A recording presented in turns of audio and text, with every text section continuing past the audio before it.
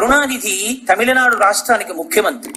ఆయనకి 70 సంవత్సరముల పైచిలుకే వయసు ఉందేమో నాకు తెలియదు. నడుం విరిగిపోయింది, ఆపరేషన్ చేశారు.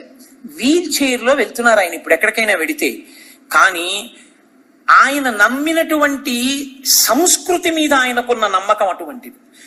ఆయన ఇవాళ తమిళ భాషకి ప్రపంచవ్యాప్తంగా ఉత్సవం జరుగుతుంటే తమిళ భాష తమిళ సంస్కృతి వైభవం మీద 70-80 సంవత్సరాల మధ్యలో ఉన్న వ్యక్తి, ఒక పార్టీకి ఆధ్యక్షం వహిస్తూ ముఖ్యమంత్రి స్థానంలో కూర్చున్న వ్యక్తి, అంత బడలిపోయిన వ్యక్తి అద్భుతమైనటువంటి పాట ఒకటి రాశాడు.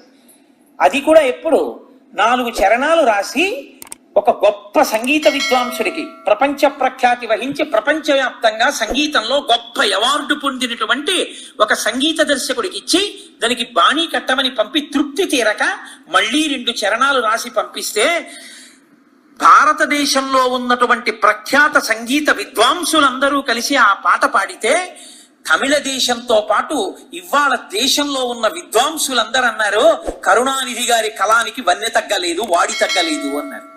ముఖ్యమంత్రి పదవిలో ఉన్న వ్యక్తికి అంత గొప్ప కవిత్వం ఇంకా ఉండిపోయింది అంటే, అప్పుడు కూడా ఆ వయసులో కూడా ఇంకా ఖాళీ దొరికినప్పుడల్లా ఆయన ఎంత గ్రంథపఠనం చేస్తాడో, ఆయనలో ఎంత కవితావీశం ఉందో మీరు ఆలోచించండి.